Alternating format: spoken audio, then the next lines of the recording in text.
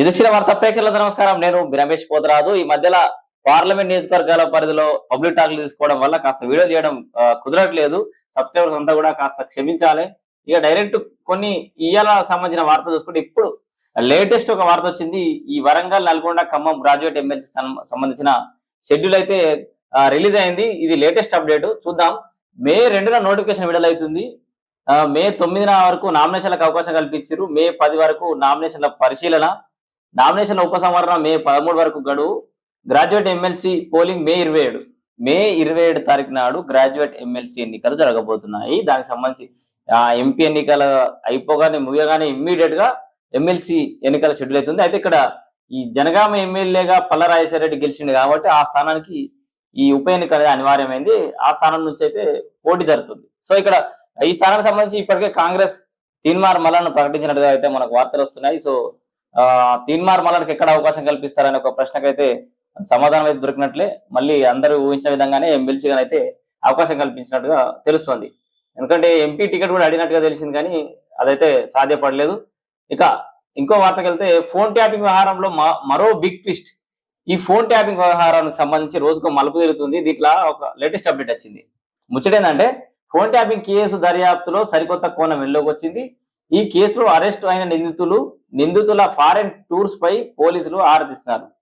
ఈ ఎవరైతే వీళ్ళంతా ఉన్నారు కదా, ప్రణీత్ రావు వాళ్ళు ఫారెన్ టూర్లకు పోయారు. ఎందుకు పోయారు?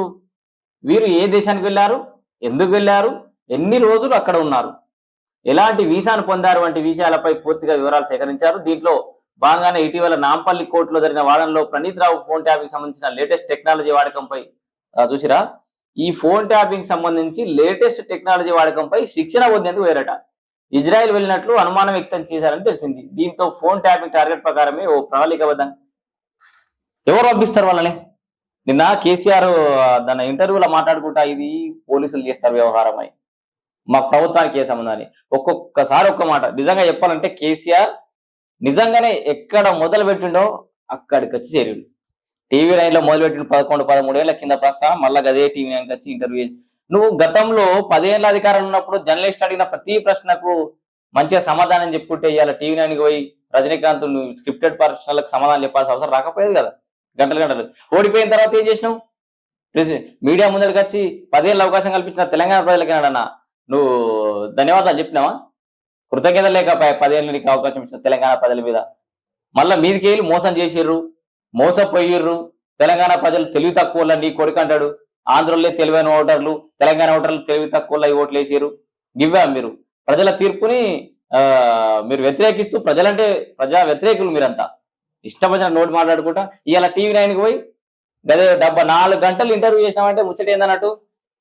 7 నెలల గోసంతా ఎలా చూసుకున్నాం అనేది అంటే చూడు, బతుకు జట్కా బండి ప్రోగ్రామ్ పోయినట్టు అనిపించింది నాకైతే.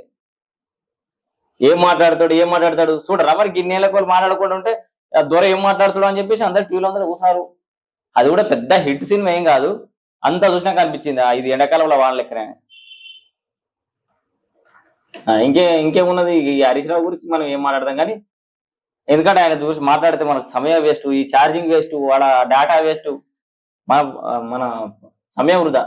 ఇక మజ్లిస్ పడే ఈ వార్త గురించి కూడా చెప్పాలి. ఇలా సిద్దిపేట నడిబొడ్డున్న భారతీయ జనతా పార్టీకి సంబంధించిన ఒక సభ జరిగింది. దానికి అమిత్ షా ఇట్లా వచ్చి నిజంగానే ఈయన కూడా మన ఎండాకాలంలో వాన లెక్కనే ఇట్లా వచ్చి వెళ్ళిపోయాడు.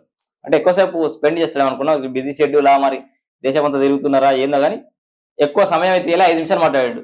ఇవాళ అమిత్ షా సిద్దిపేట ప్రభుత్వ డిగ్రీ కళాశాలలో మాట్లాడిన సారాంశం చెప్తా. చాలా మందికి అర్థమైంది, అర్థం కాకపోవచ్చు. మొత్తం ఓవరాల్ గా డిస్క్రిప్షన్ వేయలేదు. రాగానే జై శ్రీరామ్ యాజ్ గానే, జై మోడీ యాజ్ గానే. ఇంకా దీనిలో ఏముంది, తీసే బార్ మోడీని ఎంపీ ప్రధానమంత్రి చేద్దామా వద్దా, చేద్దాం అని జనాలతో అనిపించిండు. 3వ సారి ప్రధాని మోడీ చేయాలి. తెలంగాణలో 12 సీట్లు తేవాలి బీజేపీకి. మొత్తం ఓవరాల్ గా అబ్కి బార్ 400 పార్ 400 సీట్లు వేయాలి. తెద్దామా వద్దా? విమోచన దినోత్సవం గురించి ఒక 2 ముచ్చట్లు. సో ఓవరాల్ ఇంతే conclusion. Starting, mid point, conclusion మొత్తం అంతే. అమిత్ షా అది రఘునందన్ రావు అంటే జనరల్ గా అందరికి తెలిసిన విషయమే. వెంకట్రామరెడ్డికి టికెట్ ఎట్లు ఇస్తారని, అటు బీసీ బిడ్డ అని చెప్పేసి నువ్వు చెప్తున్నావు. రేవంత్ రెడ్డి మరి బీసీలను ఎందుకు మంత్రిని చేయలేదని చెప్పేసి ఇట్లా కొంత స్పీచ్ అయితే నడిచింది. మొత్తంగా మీటింగ్ అయితే ఇట్లా జనాలు చాలాసేపు వెయిట్ చేసిరు, ఎండ బాగా కొట్టింది, టెంట్లు వేసారు, కానీ చాలాసేపు వెయిట్ చేసినప్పటికీ అమిత్ షా ఇట్లా వచ్చి ఇట్లా వెళ్ళిపోయాడు. ఇంకా ఆ మీటింగ్ గురించి అలా ఉంటే ఇంకో వార్త చూద్దాం. తెలంగాణలో మళ్ళీ ఫ్లెక్సీ వార్, గాంధీ భవన్ ఎదుట ఫ్లెక్సీల కలకలం.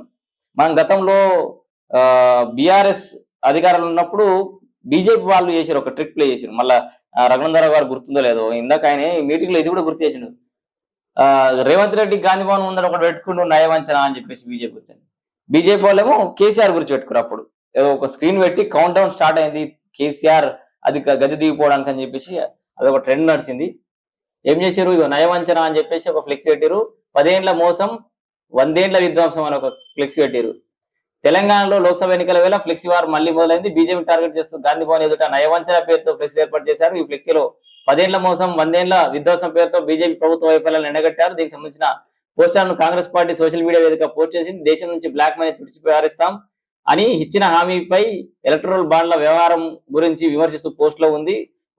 రూపాయి పంపిస్తే 43 పైసల బిచ్చం ఇస్తాం తెలంగాణకు ప్రధాని మోడీ కార్టూన్ పెట్టారు. మా 15 లక్షలు ఎక్కడ మోడీ, 20 కోట్ల ఉద్యోగాలు ఎక్కడ, 10 ఏళ్లలో మూడింతలైన దేశం అప్పు, 2014 వరకు అప్పు 55 లక్షల కోట్లు మాత్రమే, 2014లో అప్పు 183.67 లక్షల కోట్లు అని పోస్టర్లో ఉంది. తెలంగాణకు బీజేపీ గత 10 ఏళ్లలో పాలమూరు రంగారెడ్డి ప్రాజెక్టుకు జాతీయ హోదా ఇవ్వలేదని, కృష్ణా జిల్లా జలాల్లో వాటా తదితర అంశాలతో పోస్టర్లు పేర్కొన్నారు. రకరకాల అంశాలు అయితే దీనిలో పేర్కొనడం తెలుస్తుంది. ఇక ఇంకొక వార్త, ఇంపార్టెంట్ వార్త చెప్పాలి మీకు. ఈ ఎమ్మెల్సీ ఎన్నికలు ఈ రాజకీయాలు కాసేపు పక్క పెడితే మోసాల గురించి ఇవాళ Sunrisers Hyderabad versus RCB match జరుగుతుంది. దానికి విపరీతమైన డిమాండ్ వచ్చింది. ఎందుకంటే గత 2-3 మ్యాచ్ల నుంచి హైదరాబాద్ విధ్వంసంగా ఆడుతుంది, విధ్వంసకర బ్యాటింగ్ చేస్తుంది. అయితే ఈ మ్యాచ్ కు చాలా అంచనాలు పెరిగిపోవడం తోటి బ్లాక్ లో టికెట్లు అనేది దందా నడుస్తుంది. దానికి సంబంధించి సజ్జనార్ కూడా ఒక వీడియో ద్వారా చెప్పింది, ఎక్స్ లో పెట్టిండు. ఐపీఎల్ టికెట్ల పేరుతో సైబర్ నేరగాళ్లు మోసాలకు తెగబడుతున్నారని, క్రికెట్ అభిమానులు జాగ్రత్తగా ఉండాలని టీఎస్ఆర్టీసీ ఎండీ వీసీ సజ్జనార్ అన్నారు. సైబర్ నేరగాళ్లు ఐపీఎల్ టికెట్లు కావాలా అని సోషల్ మీడియాలో ఫేక్ వీడియోలు పోస్ట్ చేస్తున్నారని హెచ్చరిస్తూ ట్విట్టర్ వేదికగా ఓ వీడియో పోస్ట్ చేశారు. క్రికెట్ అభిమానులారా జాగ్రత్త, ఇవాళ ఉప్పల్ స్టేడియంలో Sunrisers Hyderabad Royal Challengers Bengaluru మధ్య జరిగే ఐపీఎల్ మ్యాచ్ టికెట్లు. అయితే ఈ టికెట్లకు సంబంధించిన ఇంకొక వ్యవహారం కూడా జరిగింది. కాంగ్రెస్ నాయకులు రచ్చ కూడా చేశారు దీనికి సంబంధించి. ఏంది, టికెట్ బ్లాక్ లో అమ్ముకుంటారని చెప్పేసి కాంగ్రెస్ యూత్ కాంగ్రెస్ వాళ్ళు కూడా చేశారు. సో మొత్తంగా ఇది ఇప్పటి వరకు ఉన్నటువంటి అప్డేట్స్. మళ్ళీ అప్డేట్స్ మళ్ళీ కలుద్దాం. Until stay tuned. సామంజిత బ్రహ్మాస్త్రం యుధిష్ఠిర వార్త. నేను రమేష్ పోతారు.